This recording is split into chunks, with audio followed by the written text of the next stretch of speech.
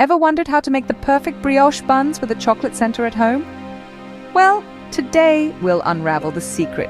You'll need 3 cups of all-purpose flour, a 1/4 cup of granulated sugar, a packet of active dry yeast, half a teaspoon of salt, 3 large eggs, half a cup of warm milk, and 10 tablespoons of softened unsalted butter for the brioche dough. For the chocolate filling, prepare 100 grams of dark or milk chocolate. Lastly, for the egg wash, keep 1 egg and a tablespoon of milk handy. Gather these ingredients and get ready to bake the best brioche buns you've ever tasted. The first step in this recipe involves preparing the brioche dough. Start by combining flour, sugar, salt, and yeast in a large mixing bowl, making sure to keep the salt and yeast separate until you mix. Then stir in the warm milk and eggs until a dough begins to form. Knead this dough until it's smooth and elastic, which should take about 5 to 7 minutes. Gradually incorporate the butter, kneading continuously. Let the dough rise until it has doubled in size.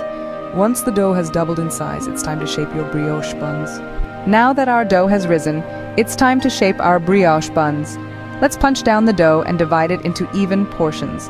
Each piece is flattened slightly, making room for a chunk of chocolate which will snugly wrap with our dough. Ensure the seal is tight.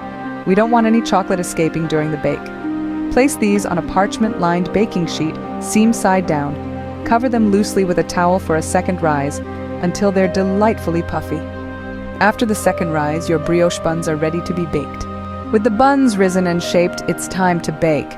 Start by preheating your oven to 350 degrees Fahrenheit. While the oven warms, whisk together an egg and a tablespoon of milk to create an egg wash. Gently brush this mixture onto the surface of each bun. Now slide your baking sheet into the oven.